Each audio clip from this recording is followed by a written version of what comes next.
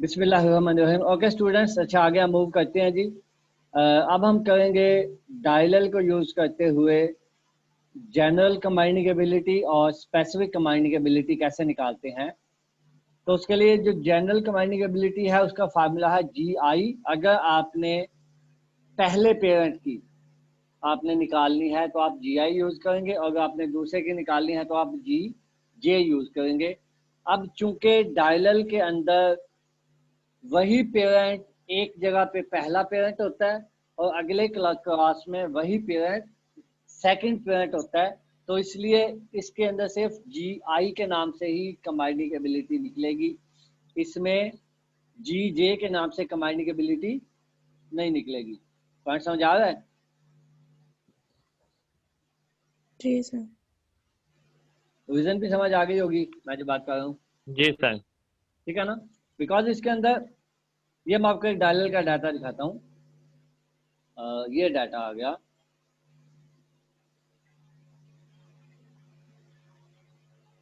ये डाटा आ गया, ये तो मेन डाटा है। तो इसका नंबर ऑफ, अच्छा नहीं, ये ऊपर है डाटा। इस डाटा से मैं आपको प्रॉपरली, ताकि आपको समझ आ जाए कि एक्चुअली उस डाटा से ये वैल्यूज हम लेते कहाँ से। ये इसके अंदर आ जाएगा,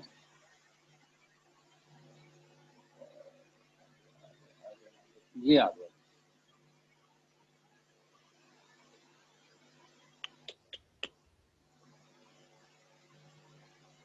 ये आ गया। ये डाटा है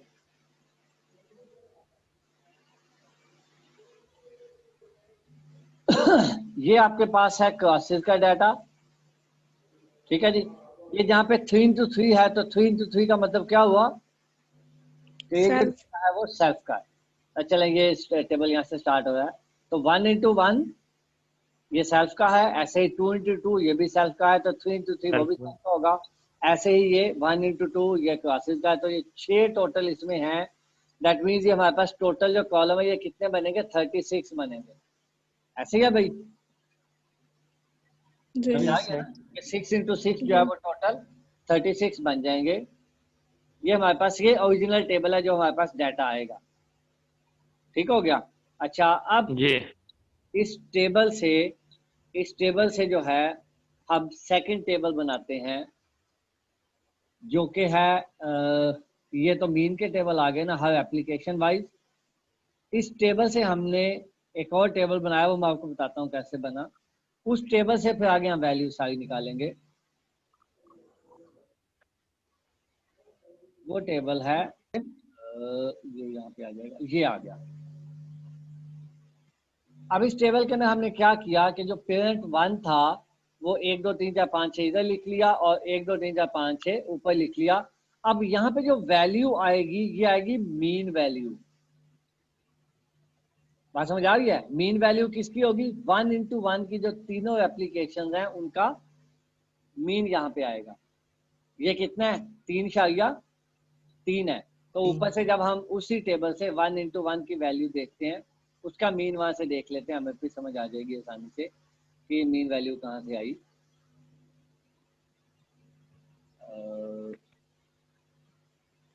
ये आने लगा है, ये आ गया। ये देखें जरा, ये क्या है? 1 into 1 एप्लीकेशन 1 का 3, 2 का 4 और 3 का 3। अब इसका जब मीन निकाला तो मीन का निकला 3.3, राइट। सो ये जो मीन का जो टेबल है वो हमने नीचे बनाया हुआ है। उस टेबल से ये हमें निकलेंगे y double dot, y dot J, y आई डॉट और y आई जे। ये 4 वैल्यूज हैं, इन चारों को आपने समझना है। दैट्स ऑल, सिर्फ ये 4 वैल्यूज हैं। कौन सी 4 बोलनी है मैंने बोला? अकील बताओ भाई।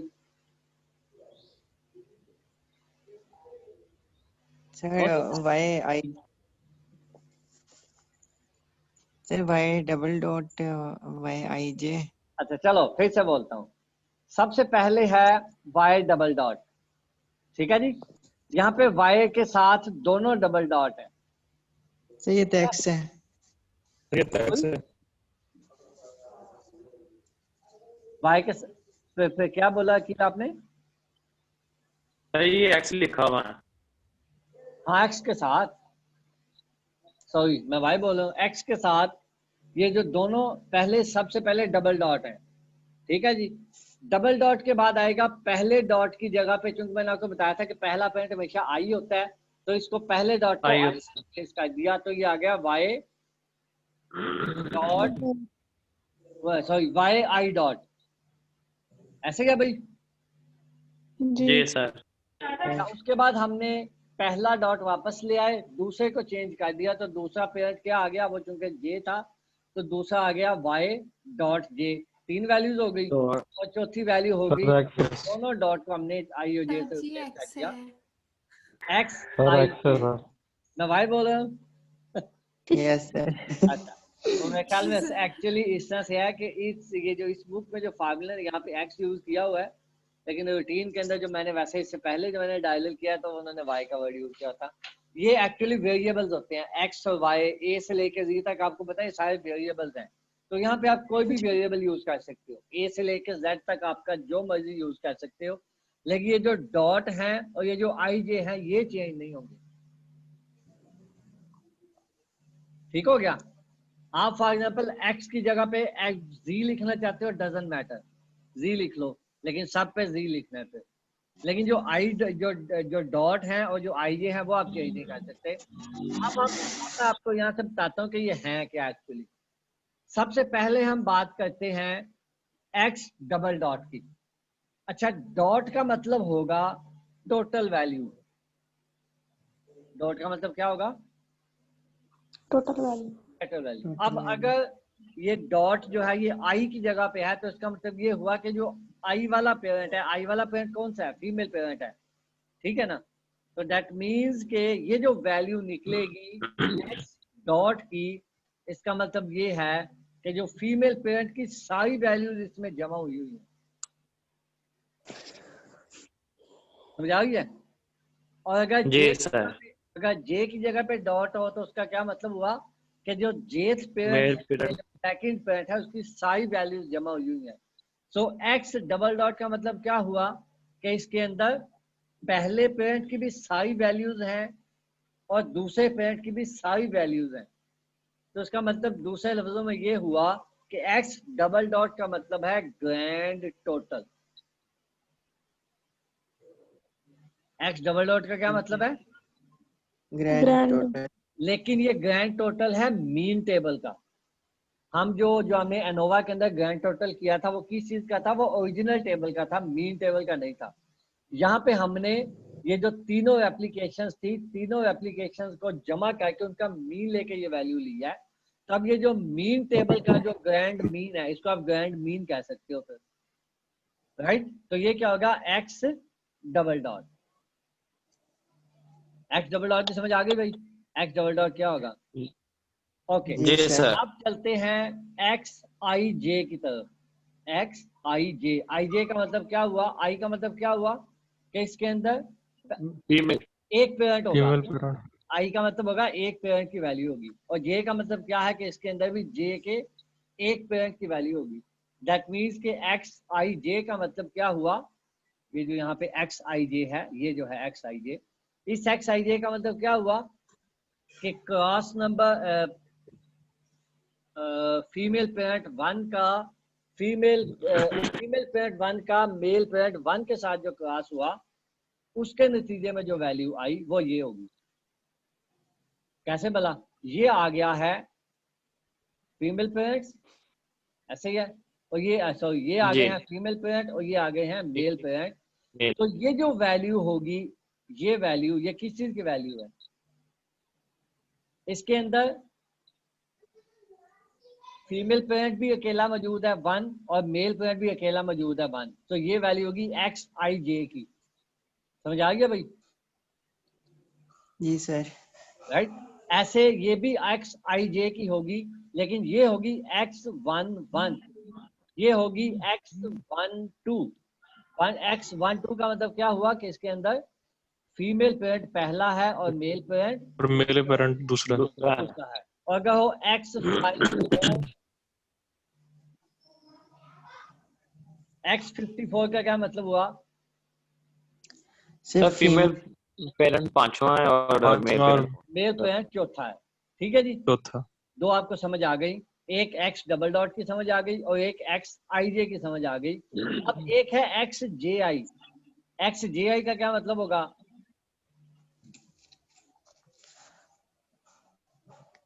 Opposite cross. जे आई का मतलब है जे हमने जो मेल पेरेंट है उसको पहले ले लिया और फीमेल को हमने बाद में लिख लिया। बाद जैसे में ले हमने 1:1 का जब क्रॉस होगा तो दोनों सूत्रों में क्या आएगा? दोनों सूत्रों में आई आई आ जाएगा क्योंकि One दोनों सेम पेरेंट है, ऐसे ही है ना। लेकिन अगर हम ले जी सर 1 और 2 का जी लें, 1 और 2 का लें तो अब यहाँ पे 2 और 1 भी है। समझाइए बात की। अगर हम, जी सर क्योंकि आपको पता है कि जो डायलल है उसके अंदर रेसिप्रोकल या रेसिप्रोकल क्रॉसेस भी होते हैं ना। सो दैट मीन्स कि हमारे जी पास सर जो parent as a female use हुआ है वो एज अ मेल भी यूज होगा, right. So X I J का मतलब क्या है कि फीमेल पेरेंट पहले, मेल पेरेंट बाद में। और एक्स जे आई का मतलब क्या हुआ कि जो मेल पेरेंट पहले। पेरेंट हमने, मेल पेरेंट यस, उसका अपोजिट हो जाएगा, राइट। सो दैट मीन्स कि सर अगर, हाँ सर इस केस में तो वैल्यू सेम ही आएगी दोनों की। Yes sir. यस यस, अगर 1:1 का है तो वैल्यू सेम आएगी, लेकिन अगर 1 और 2 का क्रॉस है तो फिर क्या होगा बोला? तो फिर भी सेम ही होगा सर। अगर 1 और 2 का क्रॉस है तो दो वैल्यूज बनेगी, एक वैल्यू बनेगी 1:2 की और दूसरी बनेगी 2:1 की। समझ आ गया? जी सर। अगर हम क्रॉस की बात करें तो 1:2 का अगर क्रॉस होगा दैट मीन्स इसमें फीमेल पहला है और मेल दूसरा है। लेकिन अगर इसका रेसिप्रोकल क्रॉस करें तो क्या होगा? मेल दूसरा और मेल फीमेल पहले पहला, राइट। जी सर आगे समझ। ये जो वैल्यू है आई जे और जे आई, ये यूज होगी स्पेसिफिक कंबाइनिंग एबिलिटी के अंदर, क्योंकि आपको पता है कि स्पेसिफिक कंबाइनिंग एबिलिटी जो है वो एक स्पेसिफिक क्रॉस के दरमियान है। अब अगर 1 का 2 से क्रॉस करवाया तो इस क्रॉस के अंदर पेरेंट्स वही दो है, पहला और दूसरा। लेकिन अगर 2 क्रॉस 1 किया उसमें भी वही दो पेरेंट है, ठीक है ना। तो जब स्पेसिफिक कंबाइनिंग एबिलिटी निकालेंगे तो दोनों की वैल्यू यूज करेंगे, यानी कि एक्स आई जे की भी और एक्स जे आई की भी, जे आई राइट। जे ओके, अच्छा जी। अब थर्ड वैल्यू आ गई जे आई डॉट। आई का मतलब तो हो गया कि इसके अंदर एक फीमेल होगा, डॉट का मतलब क्या हुआ कि इसके अंदर मेल सारे होंगे। That means x I dot क्या होगा कि ऐसा मीन जिसके अंदर फीमेल एक हो और मेल सारे हो, तो वो और मीन मेल कहाँ सब हो। निकलेगा? वो ये वाला निकलेगा, ऐसे क्या भाई? जी यस सर सर। ठीक हो गया। और अगर मैं कहूं कि x डॉट जे, तो वो वैल्यू क्या होगी? वो ये नीचे वाली होगी जिसके अंदर फीमेल सारे होंगे। एक मेल के साथ सारी फीमेल का जो टोटल है। ठीक है भाई? जी yes sir sir. X I dot और एक्स डॉट जे, समझ आ गई? डॉट जी जी ओके जी, चलें अब हम फार्मूले की तरफ वापस चलते हैं। हमारा पहला फार्मूला है जी I is equal to 2p। अब p का मतलब क्या है? p का मतलब है नंबर ऑफ पेरेंट्स, राइट। सो जी आई का फार्मूला क्या है? 2p into X I dot plus x dot J minus dot J Q triple dot, Q या इसको ट्रिपल डॉट खत्म भी कर दें तो भी कोई इशू नहीं है, क्यू। अब Q की वैल्यू क्या है? Q is equal to P square into X double dot. तो इस केस में अगर हमारे पास 6 पेरेंट्स हैं तो पी स्क्वेयर की वैल्यू क्या आएगी? 36 36 multiply by x double dot. तो यहाँ पे एक्स डबल डॉट की वैल्यू कितनी है? 325 325 तो ये आ जाएगा 325। 325 क्या आंसर निकला भाई इसका?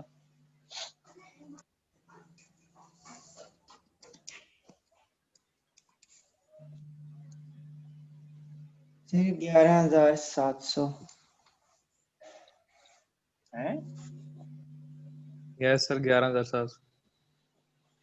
की बात है, यहाँ पे इतने कितना निकाला? ओहो सॉरी यार, फार्मूला गलत लिख लिया। फार्मूला था 1/p²। मैंने कहा इतनी इतनी लंबी वैल्यू क्यों आ गई? सो 1/p² था। दैट मीन्स आपने करना है 1/36। ठीक है जी, जी इंटू 325 मल्टीप्लाई करो 325 से, क्या आंसर आ गया? 9.02। 9.02, राइट। अब ये ठीक हो गया, तो पहले ना यही कंफ्यूजन हो रही थी।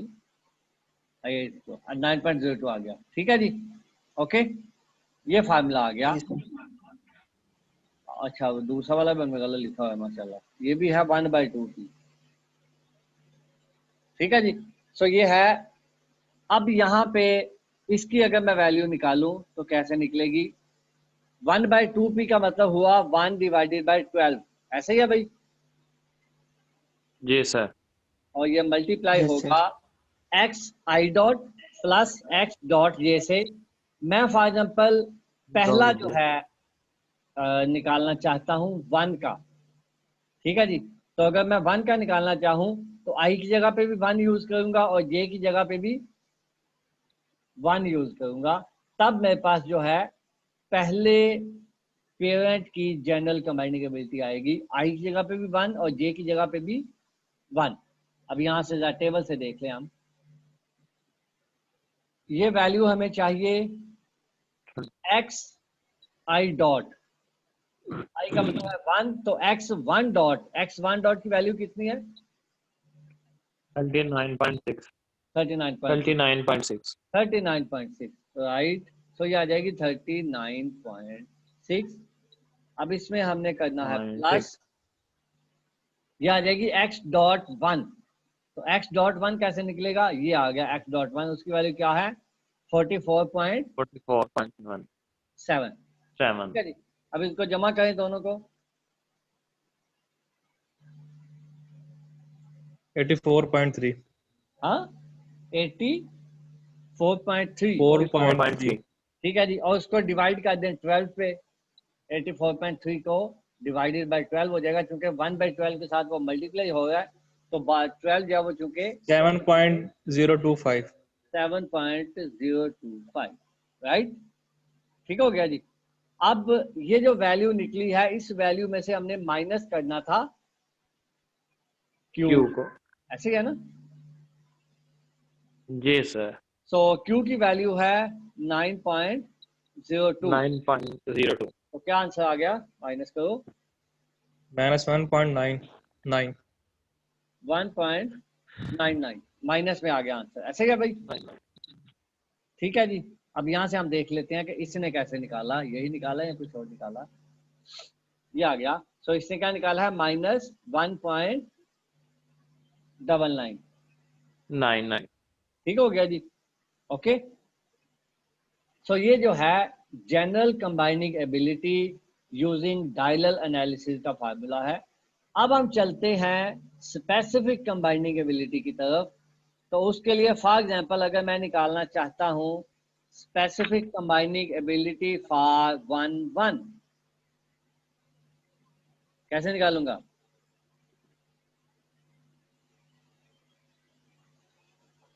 One by two into X I J. तो अगर मैं 1 का निकालता हूं तो आई जे का मतलब क्या हुआ?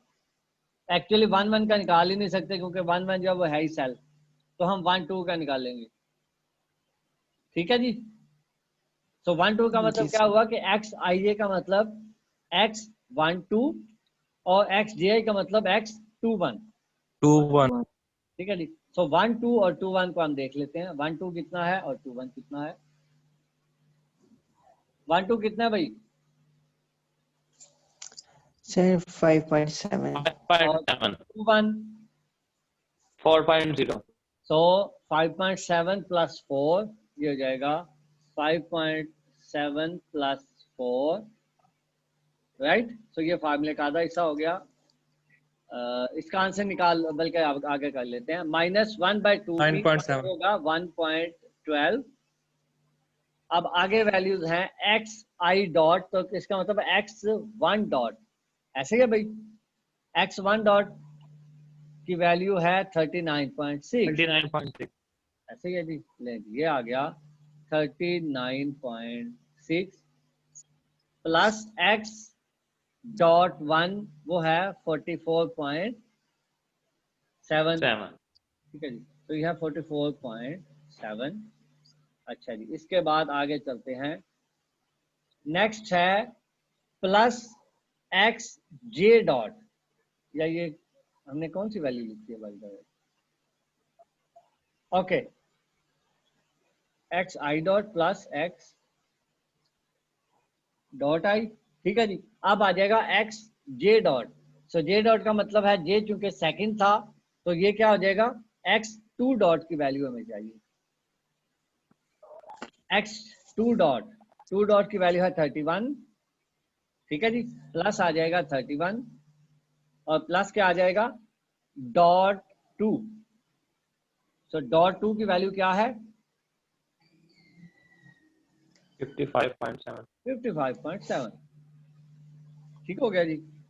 और इसके बाद इसके अंदर जो हो जाएगा प्लस क्यू हो जाएगा, क्यू की वैल्यू है 9.02, ऐसे है भाई। अच्छा जी, अब इसको जरा सॉल्व करें। ये पहला जो ये 9.7 डिवाइडेड बाय 2, क्या आंसर आया भाई? 4.85 4.85 माइनस ये इन चारों को जमा करो भाई, क्या आंसर आएगा?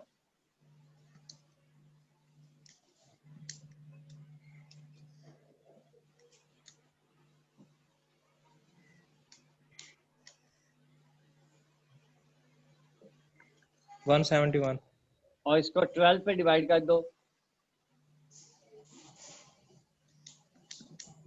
14.25 14.25 14.25। इसके अंदर प्लस हो जाएगा 9.02। अब ये दो प्लस वाली वैल्यूज हैं, एक माइनस वाली है, दोनों पे इकट्ठा कर लें तो ये बन जाएगा 9×13 13.87 माइनस 14.25, क्या आंसर निकला 1.7 है? माइनस -1.7 1 पॉइंट नहीं होना चाहिए यार। 0.38 हाँ जी, हमने करना है 13.87 माइनस 14.25 25 38। ये कुछ समझ में आ गई है बात, ठीक है, इतना ही होना चाहिए, ठीक है जी। अब वहां पे देखते हैं इसने कितना आंसर निकाला है। स्पेसिफिक कंबाइनिंग एबिलिटी S12 का क्या आंसर निकाला इसने? क्या आंसर है इसका सर S12? वही है माइनस 0. -30 ठीक हो गया जी। सो ये जो है जनरल कंबाइनिंग एबिलिटी इफेक्ट और स्पेसिफिक कंबाइनिंग एबिलिटी इफेक्ट के जो फार्मूलाज थे यूजिंग लाइन इनटू टेस्टर और यूजिंग डायलर जो है वो आज हमने किए हैं। इनके अंदर से आपको कोई कंफ्यूजन है तो आप लोग फिर से पूछ सकते हैं। Thank you very much.